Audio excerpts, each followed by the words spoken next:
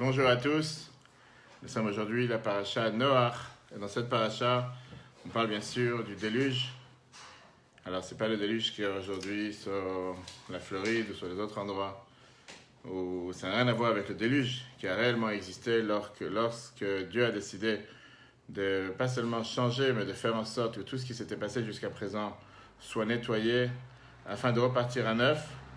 Parce que apparemment, comme la Torah nous raconte, le monde, les gens se comportaient de manière tellement pas comme les plans que Dieu avait choisis, que Dieu a dit si c'est comme ça ne vaut pas la peine de continuer, il vaut mieux tout changer et faire en sorte qu'on reparte proprement.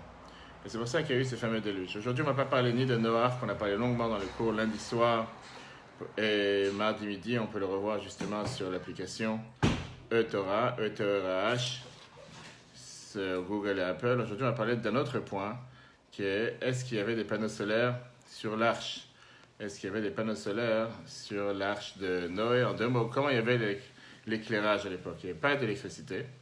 Comment ils étaient censés éclairer la Teva? Ça va être très riche parce qu'on va comprendre qu'est-ce que Dieu leur a demandé de faire. Pourquoi Dieu a demandé à Noé de faire ce qu'on appelle cette Tzohar, que la Torah ne te dit pas exactement c'est quoi. Est-ce que c'était une fenêtre? Est-ce que c'était pas une fenêtre? Et le thème qu'on a mis justement, c'est comment éclairer quand il y a des soucis dans la vie, comment faire en sorte qu'il y ait de la lumière, et surtout, comment concrètement ils avaient la lumière dans l'arche. Est-ce que c'était des halogènes? Est-ce que c'était des fluorescents, panneaux solaires, photovoltaïques? Est-ce que c'était de l'huile? On va voir les différentes explications, avec différents commentaires, Rashi, le Venezra, le Chizkuni, et on verra quel enseignement nous avons pour la vie de chacun d'entre nous, ce qui est le plus important. Commençons d'abord avec l'histoire. On voit à la fin de la paracha de la semaine dernière comment Dieu nous dit, à la fin de la paracha Bereshit, qu'il voit que Rabba Ra'at Haaretz Adam Ba'aretz, que les gens se comportent très mauvais, de manière très mal. Et Dieu il regrette, si on peut dire, sur le fait d'avoir créé le monde. Et donc il a décidé d'effacer le monde que j'ai créé de la terre, l'homme, animal, reptiles, oiseaux, tout ça par le déluge. Mais la paracha termine avec une lueur d'espoir. Avec le fameux verset que Noach matzachen bein Hashem. Noach a trouvé grâce aux yeux de Dieu. Et donc, même si Dieu a décidé de détruire, d'effacer le monde entier, néanmoins, il a décidé de sauver Noach et de sauver lui et sa famille et une partie des animaux. La Torah nous dit combien d'animaux purs, combien d'animaux impurs, cachers, non cachers, qu'il fallait mettre dans l'arche. Noach devait rester dans cette arche, ça lui a pris d'abord 120 ans pour la construire. Une des raisons qui est donnée, c'est pour que les gens puissent s'intéresser, demander qu'est-ce qui se passe. Noach n'est pas parti les voir pour leur demander de faire tchouva. C'est plutôt eux qui sont venus s'intéresser, ils ont posé une question par curiosité et la vie continue. Cette arche a été construite avec 3 étages. Un étage qui était réservé pour les humains, avec la famille de Noach. Un étage pour les animaux, chacun dans des compartiments séparés, dans des cages séparées. Et un pour la poubelle. Dieu a donné à Noach des descriptions, des directives exactes, comment la construire. Et on va tout de suite voir sur quoi on va s'arrêter aujourd'hui, sur cette particularité, cette Tzohar, qu'il a demandé de construire pour la Teva. Qu'est-ce que c'était Tzohar? Qu'est-ce que ça veut dire le mot Tzohar? Rashi amène des explications, on verra aujourd'hui quel enseignement nous avons pour la vie de chacun d'entre nous. Mais tout d'abord, commençons avec le texte.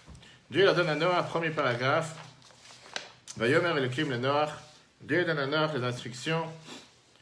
Fais-toi une arche de bois de gopher. Tu organiseras cette arche en cellules. Voici comment tu la feras. L'arche aura 300 coudées de longueur, ce qui représente 150 mètres, 50 coudées de largeur, 25 mètres, 30 coudées de hauteur, 15 mètres. Tu feras... C'est énorme. Tout de suite, voir. Quand tu compares un Airbus A380, la longueur de l'Airbus est 73 mètres. Si tu as vu l'Airbus A380, qui est quand même le plus gros avion, pour humain, pas pour cargo, tu parles de 2 A380 l'un à côté de l'autre, dans la longueur. D'accord? C'est comme les paquebots. Je ne sais pas combien de longueur font les croisières qu'on a aujourd'hui qui tournent le monde, mais je ne sais pas si ça fait 150 mètres de longueur.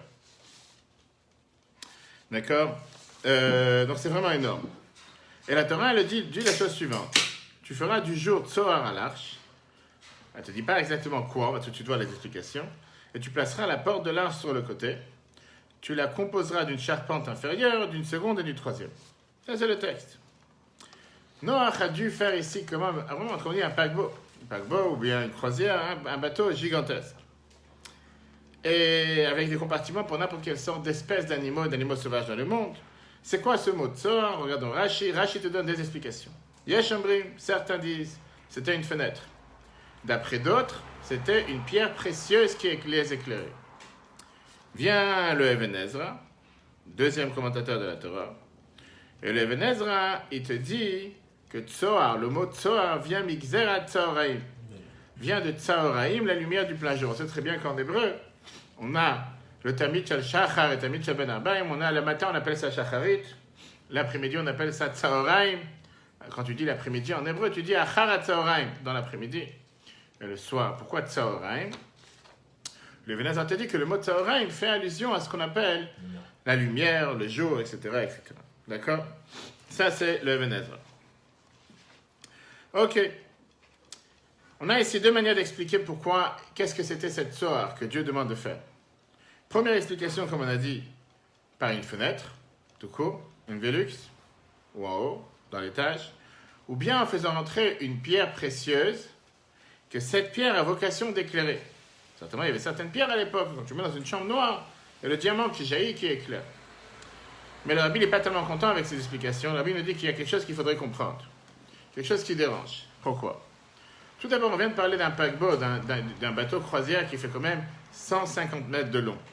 Comment tu peux avoir une seule fenêtre, aussi grande soit-il, on ne passe pas ici d'une fenêtre qui faisait des centaines, des dizaines de mètres, une fenêtre qui peut éclairer toute cette arche, tout ce paquebot qui est gigantesque. Surtout qu'il ne faut pas oublier que la fenêtre, si c'était une fenêtre, était placée dans un des étages. On est bien d'accord que si elle était placée par exemple dans l'étage des hommes, des humains, donc l'étage des animaux était totalement noir. L'étage des poubelles était aussi totalement noir. Si tu la mets du côté de l'étage des animaux, automatiquement l'étage des humains est totalement noir. Et une fenêtre. D'accord. Tu fais une fenêtre de haut en bas. Non, ouais. C'est pas... Après, il y avait des trucs en. Des citons transparents, On va voir. Mais c'est pas ce que Dieu l'a demandé de faire, on va voir. Et surtout, la complexité, c'est que même si tu vas me dire que c'était pas une fenêtre, c'était une pierre précieuse, comment une pierre précieuse peut éclairer tout un bateau qui fait 150 mètres de long? Ça n'a pas de sens. Même si tu mets aujourd'hui une LED, comment on appelle ça, une lampe LED dans un hangar, 150 mètres, comment une LED peut éclairer 150 mètres? Là, c'est la question que Rabbi demande. Regarde le dernier paragraphe.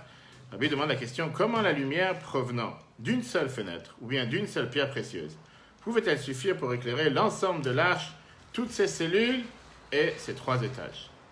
Donc on est bien obligé de dire, avant de commencer à rentrer dans les détails, on a une règle avec Rashi, que Rashi quand explique, il vient t'amener 2 explications comme dans notre cas, qui est, est-ce que c'était une fenêtre ou bien une pierre précieuse? C'est parce que Rashi il a un problème avec chacun de ses explications, il est obligé de t'amener les deux pour te dire que ou l'un ou l'autre sera convenable. En 2 mots, ce que tu pourrais poser comme question sur le premier, tu ne peux pas poser sur le deuxième. Ce que tu peux poser comme question sur le deuxième, tu ne pourras pas poser sur la première explication. Mais on sait très bien que Rashi vient et te dit, en règle générale, je suis là pour expliquer le sens simple du verset.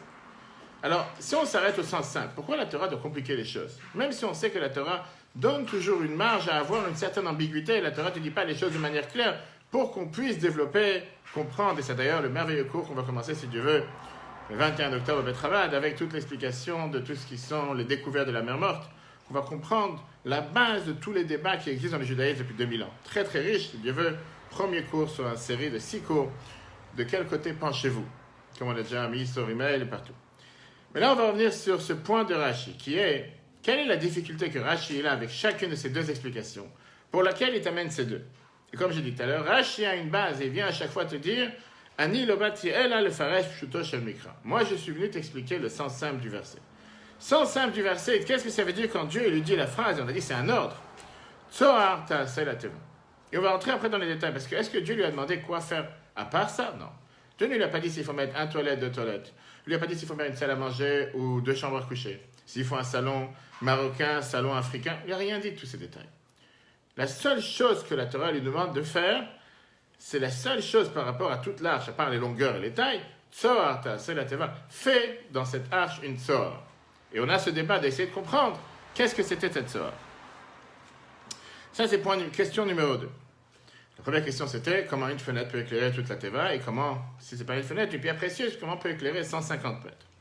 Troisième question. On sait en général, quand tu as un débat entre 2 avis, tu amènes une troisième avis qui va faire en sorte que ça met en accord les 2 premiers avis. On dit ça tous les matins dans la prière. Pas maintenant. Ça, ou l'un ou l'autre. ou l'un ou l'autre, ou c'est un avis qui va, on dit que c'est quoi, ça va t'amener en harmonie, ça va te faire comprendre qu'on ne peut pas prendre en considération ni l'un ni l'autre. En général, on dit Yavo Ashlishi V'Yachi Abenem. Quand tu as un troisième avis, ça fait la synthèse, ça prend en considération les deux, etc. Le problème, il est que Rashi fait comme s'il n'y a pas de troisième explication, alors que c'est faux. Il y a une troisième explication que Rashi n'en fait pas cas, Rashi ne considère pas que cette explication existe. Puisqu'on a un débat ici, on a dit, sur la première question qu'on a demandé, comment une quantité de lumière si petite peut éclairer un paquebot si grand? Il y a une troisième explication qui vient te dire, et ça c'est le Chizkuni. Alors pour savoir, le Chizkuni, c'était Rabbi Chizkiah ben Manoach, il a vécu dans les années 5000 environ, dans le calendrier laïque 1240, il a vécu en France ou en Provence. Et Rashi, le Chizkuni, lui, il vient et te donne une explication intéressante. Il te dit que Tzohar, ça n'a rien à voir avec fenêtre. Tzohar, ça vient du mot Yitzhar. Il y a un village aujourd'hui en Shomron qui s'appelle Yitzhar. Que c'est en Shomron, en Israël, qui te dit que ça n'a rien à voir avec une fenêtre. Il te dit que c'est de l'huile par laquelle on fait éclairer tout ce qu'on a besoin dans l'arche. Et il te dit que Yitzhar, ça fait allusion à l'huile. En deux mots, il y avait des fioles d'huile. Dieu lui dit, fais attention de faire entrer des fioles d'huile. Fais rentrer de l'huile dans l'arche, pour que tu puisses éclairer tout ce que tu as besoin dans l'arche. Des bougies. Très bien. Des bougies, ou je ne sais pas s'il y avait des bougies à l'époque. De l'huile. Tu prends de l'huile, tu mets des mèches. Maintenant, tu peux très bien faire entrer combien de l'huile tu veux pour savoir, pour vivre comme ils vivaient à l'époque dans des bateaux, pour éclairer toute l'arche. Et ça, c'est apparemment le sens le plus simple. Et donc, puisque c'est le sens le plus simple, pourquoi Rachid se fatigue à nous expliquer ici des choses bizarres? Une fenêtre pour 150 mètres, une pierre précieuse pour 150 mètres, alors qu'il peut te dire tout court. Chizkuni vient et te dit qu'on ne parle pas de fenêtre, on ne parle pas de pierre précieuse, on te parle tout court qu'il a fait rentrer de l'huile pour pouvoir éclairer toute la sainte. Le rabbi qui nous a appris comment décortiquer Rashi. Comment? Avec plusieurs mèches alors. Avec plusieurs mèches. Une seconde. Je veux bien que Rashi ne l'a pas amené. Et Rashi te dit que le sens simple. Il veut dire qu'il y a ici quelque chose qui nous dérange avec cette explication de Chizkuni, pour laquelle Rashi ne l'a pas amené. Comme j'étais en train de dire, le rabbi nous a appris à travers les 50 ans d'explication de Rashi, que quand Rashi t'amène une explication, ça veut dire qu'on en a besoin et que ça a un sens par rapport au sens simple. Et si Rashi décide de ne pas amener cette explication, ça veut dire que c'est totalement hors sujet. C'est une explication, il y a 4 manières d'expliquer la Torah. Le sens simple, l'allusion, le midrash, qui sont les commentaires. Mais en tout cas, ou bien les codes secrets de la Torah. Mais là, on parle reste avec le sens simple. Ce qui nous dérange, on va le voir plus tard, Dieu lui dit, fais une tzohar dans l'arche. Si c'est de l'huile, il aurait dû lui dire, fais rentrer de l'huile. Qu'est-ce que ça veut dire, fais une tzohar? C'est que tu dois faire quelque chose de particulier. Et c'est ça qui nous dérange, au premier abord, mais d'abord, regardons le texte. Chiffre 2. Pourquoi Rashi donne deux interprétations au terme tzohar? On sait que Rashi annonce deux interprétations d'un sujet lorsque chacune d'elles n'explique pas par elle-même le sens simple, jusqu'à dans le moindre détail. La difficulté de la première est alors résolue par la seconde. Toutefois, la première interprétation, citée, est la plus proche du sens simple. Dans ce cas, quelles sont les difficultés sur les deux explications de tzohar? De même, si une troisième interprétation apporte une solution, Rashi doit également la citer, même si cette interprétation soulève un problème annexe. Vient le Chizkuni, on a vu tout à l'heure, au sens littéral, il te dit Tzohar vient de la même racine que Yitzhar, qui veut dire l'huile. L'injonction était donc de préparer de l'huile pour éclairer l'intérieur de l'arche, c'est ce qu'on a vu tout à l'heure. Mais comme j'ai dit, il y a quelque chose qui ne va pas avec cette explication, et c'est la raison pour laquelle Rashi ne l'amène pas. Pour pouvoir répondre à ces questions, on va d'abord entrer dans un autre débat. Et ça, c'est le débat qu'on doit comprendre. Quand Noach, il sort de l'arche sainte, tu vois, on dit que de l'arche de Noach, la première chose qu'il fait, c'est qu'il amène un sacrifice. On va voir plus tard, quand il amène son sacrifice, Vayarach Hashem edreach hanichor, Dieu il a senti l'odeur du sacrifice, c'était une bonne odeur, comme aujourd'hui les gens ils font des barbecues. Et tu peux savoir en toute Seine-et-Marne, les gens ils font de la morue, les autres choses, tu sens les odeurs. Et Dieu, à ce moment-là, fait la promesse, bizarre, non, avant ça, Yom Valayla lo ishbotu, qu'à partir d'aujourd'hui, le jour et la nuit ne vont plus s'arrêter de fonctionner. Ils ne vont plus être au chômage. Rashi te donne l'explication. Miklal, de là j'apprends, chez Shaftu Kol Imot Hamabul. De là j'apprends qu'ils avaient cessé pendant le déluge. Les astres n'étaient plus en fonction et l'on ne distinguait plus entre le jour et la nuit. Pendant le déluge, il n'y avait plus cette dérogation, cette différence entre la lumière du jour et la lumière de la nuit. C'était comme l'Alaska ou le Norway ou à Oslo, dans les différents pays dans le monde, où tu as des fois tellement de jours ou tellement de nuits qu'à peine tu regardes la nuit, etc. Là, il n'y avait pas ni de soleil, ni de lune. Est-ce qu'ils ont disparu? On verra après. Pendant le déluge, il faisait totalement noir. Et donc, la question qui revient, hein, ça c'est la question du Mizrahi. Rabbi Eliyahu Mizrahi qui est né à Kushta, qui est dans les années 1450, en 5210. Je te pose une question très intéressante. Si Dieu lui-même te dit une fois que Noach est sorti de l'arche, qu'à partir d'aujourd'hui, les astres vont continuer à fonctionner, vont plus être au chômage, pourquoi? Parce que pendant le déluge, les 40 jours, il y a eu ce gros déluge. Il y a eu une obscurité totale. Quel est le but d'avoir une fenêtre? Une fenêtre à quoi? C'est comme s'ils ont dit, dans les grands paquebots ou dans les grandes croisières, tu as 10 étages au-dessus de la mer et tu as encore totalement 3 ou 4 étages sous la mer. C'est les cuisines, les moteurs, tout. Il n'y a pas de fenêtre là-bas. Qu'est-ce que ça besoin des fenêtres là-bas? Qu'est-ce que ça besoin d'avoir une fenêtre quand il fait noir? Non mais. David, je sais pas qu'ils étaient pas. Ils étaient là, mais de manière désordonnée.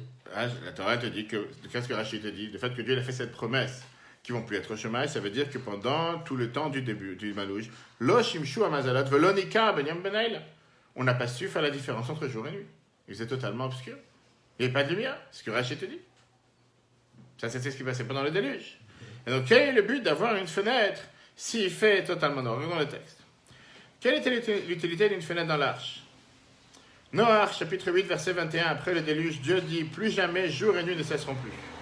Rachi, qu'est-ce que ça veut dire jour et nuit ne cesseront plus? C'est donc qu'ils avaient cessé pendant le déluge. Les astres n'étaient plus en fonction, on ne distinguait plus entre le jour et la nuit. Vient le Mizrahi et te dit l'explication à la question suivante. Quelle était l'utilité d'une fenêtre dans l'arche si le jour n'éclairait pas pendant le déluge? Une fenêtre, pourquoi faire? Pour prendre de l'air, qu'est-ce que tu vas faire avec une fenêtre?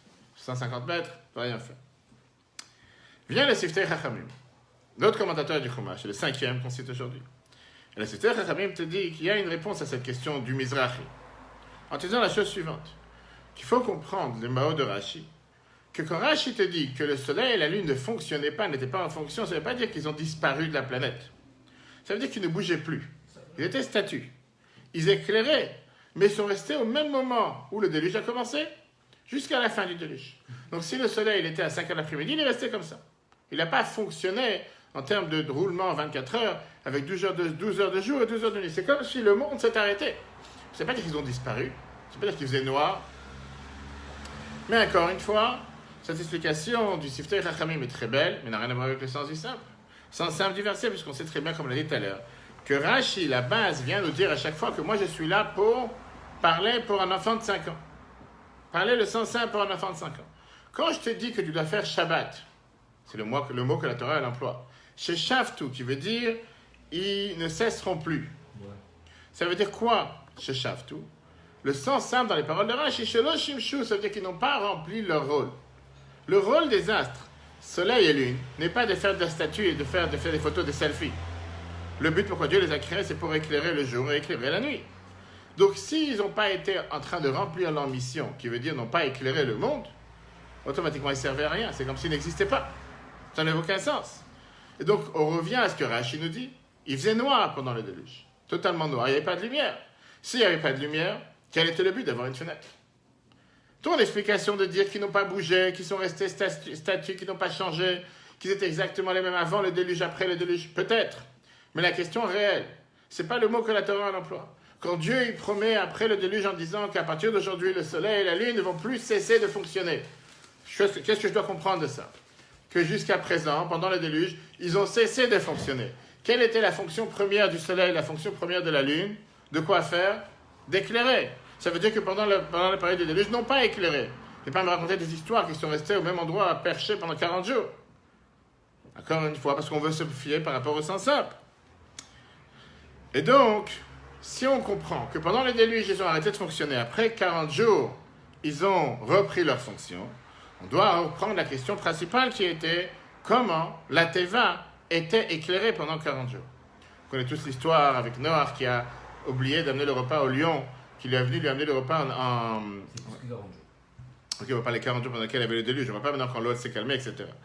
Quand il a attardé d'amener le repas au lion et qu'il a mordu, toutes les histoires que la Torah nous raconte. Imagine-toi, tu travailles avec des fauves, tu travailles avec des tigres, des lions, des panthères, des éléphants, des girafes, peu importe ce que tu as dans la Teva. Même si tu es chacun dans sa cage, tu n'as pas une lumière. Apparemment, il y a quelque chose qui ne va pas ici. Oublie pas une lumière. 40 jours sans lumière pour les humains. rien voir, puisque même pas la lumière de la lune. Quand à chaque fois que j'étais en Russie ou quand j'étais dans les différents endroits du monde où des fois tu n'as pas de lumière la nuit, tu peux lire à la lumière de la lune. Ça éclaire tellement fort, tu peux voir la lumière de la lune. Quand des fois tu fais du douche, tu vois la lumière de la lune. Or là, il n'y a pas de lune, il n'y a pas de soleil, il n'y a rien, il fait noir total. Regardons le 4. Le monde était-il obscur pendant le déluge? C'est peut-être Chachamim te dit les planètes cessèrent de tourner. Mais elles continuaient d'éclairer là où elles se trouvaient. Viens le Rabbi. Rashi rédigea son commentaire d'une manière claire de sorte que l'enfant de 5 ans, entamant son étude, puisse comprendre la Torah sans ambiguïté. Les termes, les astres cessèrent. Les astres n'étaient plus en fonction. Signifie qu'ils n'assumèrent pas leur fonction consistant à éclairer la terre. Ça, c'est ce que c'est censé dire. Mais la question qu'on a demandé, si c'est comme ça, comment la Teva éclairait pendant toute la période du déluge? Et pour ça, on va revenir à ce qu'on a dit tout à l'heure. Quand un architecte construit un nouveau bâtiment, nouvel appartement, nouveau, peu importe, bateau, il te donne les différentes constructions, les différents plans de quoi faire, comment faire. Or, on voit ici quelque chose de bizarre. D'un côté, Dieu donne à Noach les différents composants en termes de mesure, de taille, qu'est-ce qu'elle doit faire l'arche, mais on voit que la majorité des détails, il manque du plan. C'est comme quand tu achètes un meuble chez Ikea ou à Linéa ou n'importe quel autre endroit, et il manque des vis, ou tu as des vis en trop, ou tu te demandes mais qu'est-ce que c'est fait ces vis, ou le plan, tu dois tourner de tous les sens pour comprendre. Je ne sais pas s'il faut commencer de la première image ou de la dernière image, à part le fait qu'aujourd'hui tu as le plan en 20 langues, tu ne sais pas exactement c'est quel, bref. Dieu il dit à Noach quoi faire, mais il y a beaucoup de détails qui ne lui disent pas quoi faire. Et le Rabbi t'explique que le fait que Dieu ne l'a pas dit, c'est pas dire qu'il ne doit pas les faire, pas être bête dans la vie. Il y a certaines choses que Noach devait comprendre de lui-même comment les faire. Par exemple, le toit. La paracha te dit qu'après la Teva, Noach a enlevé le toit qu'il y avait sur l'arche. C'est écrit nulle part que Dieu l'a demandé de construire un toit. Maintenant, tu sais très bien qu'il y a beaucoup de bateaux croisières, il n'y a pas de toit. Il n'y a pas de toit. C'est dans les chambres. Non, pourquoi sous-marin? Tous les croisières que tu vois aujourd'hui qui tournent, etc., il n'y a pas de toit. Deuxièmement. Un bateau avec la place, un sous-marin. Ok. La porte. Dieu ne lui a pas dit de construire une porte. Dieu lui a pas dit de construire une porte. Dieu lui a dit de quoi faire. Dieu lui a dit où tu devrais mettre la porte. Il lui a pas dit de mettre une porte. Ça va de soi qu'il a compris qu'il devait faire une porte. Dieu lui a dit tu mettras la porte sur le côté. Dieu lui a pas dit qu'il fallait absolument mettre une porte. De l'autre côté, quand on réfléchit par rapport à ce qui se passe ici, ça va de soi que Dieu n'a pas besoin de dire à Noah débrouille-toi pour éclairer l'arche.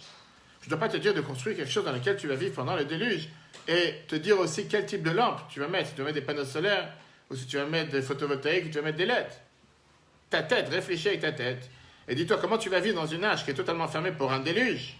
Pas avec avec des transats pour prendre du soleil, pour pouvoir vivre dans cette arche avec de la lumière. Donc c'est sûr que Noach a préparé une quantité qui était à l'époque avec quoi on éclairait, avec de l'huile, des bougies, pour pouvoir éclairer dans l'arche. Et donc automatiquement, si Dieu se souciait qu'il y ait de la lumière ou de l'éclairage dans l'arche, Dieu n'a pas parlé de ça. Parce que ça va de soi que Noach a dû réfléchir de lui-même. Et il a dû se dire comment je vis, comment je vais être éclairé dans cette arche, comme comment je vais être éclairé dans ma maison. Donc une chose est sûre, quand Dieu lui dit crée un tzohar, Dieu ne lui dit en aucun cas d'amener de la lumière dans l'arche. Ça c'est clair. Alors c'est quoi cette fonction? Et pourquoi Dieu lui dit tzohar ta'aseh la teva? On doit dire ici que Dieu il veut qu'il fasse entrer une autre source de lumière. À part bien sûr la lumière basique qui est totalement compréhensible de soi-même, qu'il avait besoin pour pouvoir éclairer et survivre. Et c'est ça qu'on va essayer de comprendre. Quelle est cette source de lumière autre que Dieu veut qu'il amène dans la teva? Regardons le 6. Première interprétation. Non, dans le 5. Dieu donne-t-il à Noach tous les détails de la construction? On voit très bien dans le verset, c'est écrit Noach écarta le plafond couvercle de l'arche et vit que la surface du sol était desséchée. Et Dieu ne l'a jamais demandé de faire une chose pareille. Comme la Bible dit, selon le sens simple du verset, c'est clair que Dieu n'avait pas besoin de préciser à Noach tous les aspects essentiels de la construction de l'arche, car la nécessité de les prévoir est une évidence. L'injonction divine portait uniquement sur ce que Noach ne pouvait pas comprendre de lui-même. Dieu n'a donc aucun besoin de parler du couvercle de l'arche, de sa porte et de son éclairage. L'injonction spécifique de faire un tzohar est d'ajouter une lumière supplémentaire dans l'arche, en plus de ce que Noach il avait prévu. Et quelle est l'explication est la suivante. On a vu tout à l'heure que Rashi te donnait deux explications. Première explication, c'était tzohar, une fenêtre. Parce qu'une fenêtre peut servir à beaucoup d'autres choses, à part allumer la lumière. à part rajouter de la lumière. Comme on l'a dit tout à l'heure, ce n'est pas une fenêtre qui va rajouter de la lumière pour 150 mètres de long. Une fenêtre, ça peut être pour faire rentrer et sortir des choses de l'arche. Et la preuve est que la Torah te dira plus tard que Noach, il a envoyé la colombe à travers la fenêtre pour voir si l'eau est déjà sortie. S'il n'y aurait pas eu la fenêtre, comment tu veux qu'il envoie la colombe? Donc on est bien obligé de dire que la fenêtre servait à des autres choses. La fenêtre peut être aussi de la ventilation pour avoir de l'air et pour beaucoup d'autres choses qui peuvent aider un bateau. Ce n'est pas forcément pour éclairer. Le problème qu'on a avec cette explication, comme on l'a dit tout à l'heure qu'on a un problème avec cette explication, que puisque la Torah n'a pas dit le mot fenêtre tout court, parce qu'elle aurait pu dire chalon, à la place, la Torah a dit le mot tsoar, tsoar qui veut dire lumière, ça veut dire qu'ici le but principal qu'on cherche c'est de rajouter de la lumière, pas forcément fenêtre. Et surtout que si c'est de la lumière, quel est le but d'avoir une fenêtre pour 150 mètres? Pourquoi? Parce que la fenêtre éclaire seulement un tout petit endroit qu'il y a dans l'arche, contrairement à la pierre précieuse qui éclaire beaucoup plus et qu'on peut la déplacer d'endroit à endroit. Deuxièmement, comme on l'a dit tout à l'heure, si la fenêtre elle est faite pour éclairer, pendant les premiers 40 jours elle n'a servi à rien, puisqu'il n'y avait pas de lumière dehors. À ça, là vient la réponse pourquoi Rashi doit donner une deuxième interprétation. Regardons d'abord dans les 6. Bien qu'une seule fenêtre pouvait ajouter beaucoup de lumière, dans l'arche, elle servait aussi à d'autres utilisations comme introduire et faire sortir des objets de l'arche, à l'aérer. Pour autant, une telle interprétation n'est pas pleinement satisfaisante, car du fait, le texte appelle cette fenêtre Tsoa, lumière. Cela indique que son but principal était d'éclairer davantage l'arche. Pourtant, A, une seule fenêtre n'éclaire qu'une petite partie de l'arche. B, l'arche ne put être éclairée qu'après les 40 jours du déluge. Et donc c'est pour ça que Rashi ne peut pas se suffire seulement avec la première explication. Il doit amener la deuxième explication. C'était quoi la deuxième? On a dit une pierre précieuse. Quel est l'avantage de cette explication? C'est qu'une pierre précieuse, c'est comme une lampe de poche. Une lampe torche que tu peux déplacer d'un endroit à un endroit pour éclairer où tu as besoin. Et c'est sûr qu'elle avait beaucoup d'aide, qu'elle avait beaucoup de nécessité pendant les 40 jours du désert, du déluge, parce qu'elle éclairait énormément, sans avoir besoin d'avoir à faire venir de la lumière qui vient de l'extérieur. Le problème qu'on a avec cette explication, pour lequel Rashi doit nous dire la première explication, c'est le fait que ce n'est pas du tout normal de dire que Dieu va te demander de rajouter de la lumière en mettant une pierre précieuse qui va rentrer dans l'arche, à la place de te dire de rajouter de la lumière, de rajouter de la bougie. Surtout, comme on l'a dit tout à l'heure, Dieu n'a pas dit fais rentrer dans la teva. Il a dit fais. Ça, tu devras faire, tu devras fabriquer dans la teva. Pierre précieuse, ça n'a rien à faire dans l'arche. C'est la faire rentrer quand on fait rentrer de l'huile. Parce que tu peux faire une fenêtre, construire une fenêtre, alors qu'une pierre précieuse, tu ne peux pas la faire. Tu la fais déplacer. Donc là, on a compris les deux difficultés qu'on avait avec le première explication et la deuxième. Et on comprend pourquoi Rashi a amené les deux explications en te disant que Tsoa, ce n'était pas d'abord pour la lumière tout court, c'était pour un autre but. Mais surtout que si c'était une fenêtre, on a un problème parce qu'il n'y a pas de lumière. Si c'était une pierre précieuse, on a un problème parce que Dieu te dit de la créer. Donc on a besoin d'avoir les deux. Mais à ça, on n'a pas répondu à la question principale. Et c'est pour ça qu'on doit avoir affaire avec la chassidut. La question principale qui est, c'est sûr que Noach il avait de l'huile pour éclairer. Alors quel était ce but d'avoir une tsoar en plus? Qu'est-ce qu'il rajoutait avec cette tsoar? Regardons d'abord le texte, on va passer à l'explication finale. La pierre précieuse pouvait être transportée dans toutes les parties de l'arche pour les éclairer au besoin. De plus, cet éclairage était disponible pendant toute la durée du séjour dans l'arche. Cependant, cette interprétation ne convient pas parfaitement au terme « tu feras » au lieu de « tu introduiras une pierre précieuse ». En outre, pourquoi Dieu demanderait-il d'accomplir un acte tout à fait inhabituel d'éclairer l'arche avec une pierre précieuse? C'est pourquoi Rashi cite cette interprétation uniquement en seconde position. Qu'est-ce que cela veut dire pour nous tous, ce discours? Si on a affaire, comme le Rabbi parle dans un discours merveilleux cette semaine, en 1969, le Rabbi dit que toute cette histoire du déluge, apparemment, on aurait dû l'enlever de la Torah. Parce qu'on sait très bien que la Torah, c'est un enseignement pour toute la vie de chacun d'entre nous. Et Dieu a promis qu'il n'y aura plus de déluge. Donc apparemment, c'était un épisode dans l'histoire, une parenthèse qu'il faut refermer. Qu'est-ce qu'on en a besoin de savoir aujourd'hui? Fais sauter cette paragraphe, il n'y a rien à apprendre de cette histoire, que Dieu a clairement dit qu'il ne va plus jamais se repasser dans l'histoire. Si la Torah l'a mis, c'est certainement il y a un sens. Alors regardons ce que le Rabbi précédent ramène dans un discours. Le Rabbi précédent ramène dans un discours la chose suivante. Puisqu'on sait très bien qu'à part le sens simple, on a toujours le sens profond, pas le sens ésotérique de la Torah, le sens des secrets de la Torah, le sens caché, le sens de la chassidut. Le Baal Shem Tov te dit que les mots que Dieu il a dit à Noach, Bo et la Teva, rentrent dans l'arche, tu peux le traduire différemment. Teva en hébreu, à part le mot bien sûr, ça veut dire une arche, ça veut aussi dire Teva par mot, M-O-T-S, les mots de la Torah et de la prière. Dieu il te dit, fais rentrer de la lumière dans les mots de la Torah et de la prière. Et il explique la chose suivante, qu'il y a deux manières de faire entrer de la lumière. Tu peux faire entrer la lumière par une fenêtre, Et tu peux faire entrer de la lumière par une pierre précieuse. Quelle est la différence? La fenêtre, ça fait rentrer de la lumière de l'extérieur. Une pierre précieuse, ça fait rentrer de la lumière de l'intérieur. On va tout de suite voir qu'est-ce que ça veut dire, mais d'abord dans le texte. Dans le Mahamar, Tzohar Ta'aseh la Teva 5702 en 1902. Alors, le livre précédent, il écrit: tu feras un Tzohar, une lumière pour la Teva. Teva signifie le mot en hébreu. Cela signifie qu'il faut éclairer les mots de la Torah et ceux de la prière. Cependant, deux types de lumière existent. Celle de la fenêtre venant de l'extérieur et celle de la pierre précieuse venant de l'intérieur de son essence. Et alors, on parle ici de deux étapes dans le service de Dieu. Deux différentes manières dans le service de Dieu. Premièrement, on a le fait de dévoiler la lumière divine qui est au-dessus de la nature. Pas ça que tu fais une fenêtre dans la nature, qu'à travers la fenêtre, tu reçois la lumière qui vient de l'extérieur, et on va tout de suite voir qu'est-ce que ça veut dire, à qui ça correspond. Ça veut dire que dans chacun d'entre nous, dans la vie de tous les jours, il y a là Dieu qui est là et qui est présent et qui est caché et qui se trouve dans notre vie. Parfois, il faut juste ouvrir les yeux et voir comment Dieu se trouve à travers chaque endroit et chaque mouvement que nous faisons. Et comme la Bible fait allusion en te disant qu'il y a une différence entre quelqu'un qui fait les affaires et quelqu'un qui apprend la Torah. Quelqu'un qui fait les affaires, il voit Dieu de manière beaucoup plus claire que quelqu'un qui apprend la Torah. Pourquoi? Parce que quelqu'un qui fait les affaires, il sait que je suis dans le même magasin aujourd'hui et hier. Hier, j'ai fait tel chiffre, aujourd'hui, je fais un autre chiffre. Aujourd'hui, Dieu m'a envoyé plus de clients, hier, il m'a envoyé moins de clients. Il y a la main de Dieu qui fait jouer, qui fait réussir. Puisque comment ça se fait que hier, c'était pas le même jour qu'aujourd'hui, ou la semaine dernière, pas la même semaine qu'aujourd'hui? Quelqu'un qui apprend la Torah, c'est tous les jours la même chose. Il n'y a pas forcément voir la différence. Deuxièmement, oui, mais pas la même. Oui, mais il ne va pas voir la même différence que la main de Dieu qui est dans le monde, dans la nature, comme quelqu'un qui fait des affaires. Deuxième étape, pas seulement qu'on ouvre la fenêtre, qu'on fait venir la lumière de l'extérieur, mais on transforme l'obscurité en lumière, par ça qu'on met une pierre précieuse.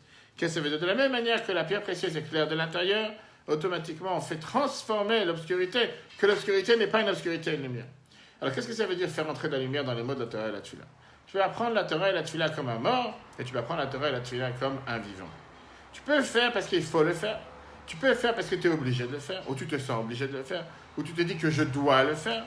Tu peux le faire avec vitalité. Tu peux le faire avec chayut, avec énergie, avec passion. Que ça, c'est la raison d'être, ça, c'est ta raison de vivre. Même si j'apprends 5 minutes par jour, même si je prie 5 minutes par jour. Mais ce que tu fais, tu peux le faire comme un mort, et tu peux le faire comme un vivant. Viens le Baal Shem Tov et te dit pourquoi Dieu dit à Noach, Boé la Teva, rentre dans la Teva, fais un tsor, fais cette lumière, fais cette ouverture. Ne fais pas la prière, n'apprends pas la Torah parce qu'il faut le faire.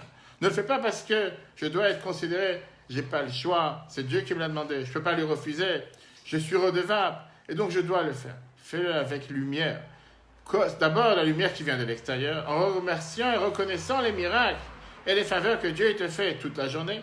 Et deuxièmement, la lumière qui vient de l'intérieur. Je n'ai même pas besoin de faire appel à une source extérieure pour avoir de la lumière, mais que de l'intérieur, je peux avoir de la lumière. Parce qu'à l'intérieur de moi-même, je me dis, mais c'est incroyable. J'ai la chance de bouger, j'ai la chance de vivre, j'ai la chance de parler, j'ai la chance de prier, j'ai la chance de pouvoir faire une mitzvah que certains ne peuvent pas. Je vais danser de joie du matin jusqu'au soir. Ça, c'est ce que la Torah nous enseigne avec la paracha de cette semaine. Et ça, c'est la raison pourquoi Dieu dit à Noach, c'est bien de s'enfuir du mal, c'est bien de s'enfuir du déluge. Mais peu importe la situation dans laquelle tu te trouves, même si tu es en plein déluge, même si tu es en pleine épreuve, mets une lumière. Deux manières de lumière. Tu peux faire venir une lumière extérieure ou une lumière intérieure. Et à ça, on peut rajouter un mot que la vie précédente a raconté sans arrêt. Très riche. Dans la vie précédente, il est arrivé en prison. Pas parce qu'il était trafiquant de drogue ou parce qu'il avait des affaires d'escroquerie, mais parce qu'il propageait le judaïsme en Russie avec le réseau de 600 écoles. Malheureusement, une fois, ils lui ont demandé de descendre dans le bâtiment du KGB à Leningrad. 3 étages, à moins 3, sous-sol. Et c'était l'endroit, en général, on envoyait les gens pour aller être fusillés. Et en attendant son jugement, il était comme en cellule avec des autres délinquants.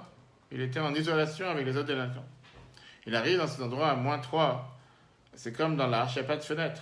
Il fait totalement sombre. Il voit les autres détenus. Et en rentrant, il soupire en disant comme il fait tellement noir ici, on ne voit rien. Et un des détenus lui dit, attends quelques jours, attends quelques instants, tu vas t'habituer, tu vas voir qu'il fait jour. Et des fois, c'est vrai, quand tu es dans du noir, tout d'un coup, il y a un coupure de courant ou quoi que ce soit, il fait totalement noir. Tu vois tout de suite qu'il y a une fissure par là, qu'il y a une ouverture par là, tu vois la lumière. Vous voyez, le président, il a dit la fameuse phrase qu'il avait répétée plusieurs fois. Ça, c'est le début des malheurs.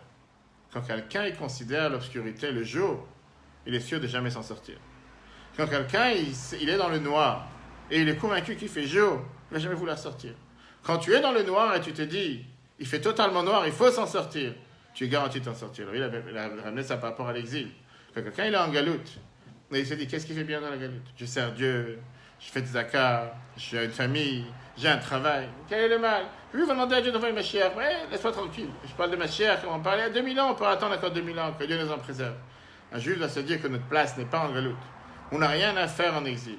On a le devoir de se dire que même si on peut servir Dieu à 100%, avec aucune difficulté que nos ancêtres ont connue, on doit demander à Dieu que l'obscurité de la galoute s'efface et que la lumière de Mashiach arrive. Le cours sera en replay sur l'application eTorah, E-T-O-R-A-H, sur Google et Apple. Très bonne journée à tous. Chodesh Tov, on vient de commencer Rosh Chodesh, et justement, le Rabbi parle par rapport au mois de Cheshvan, qui est un mois qui est appelé amer parce qu'il n'y a pas de fête. Mais c'est à nous de transformer cette amertume. Le Rabbi dit dans tout un discours que j'écoutais ce matin en 1986, qu'on a un problème. Que pendant un mois, on n'a pas dit Tachanoun, on n'a pas dit les supplications, presque pendant un mois. Ce matin, c'est le premier jour qu'on a redit Tachanoun.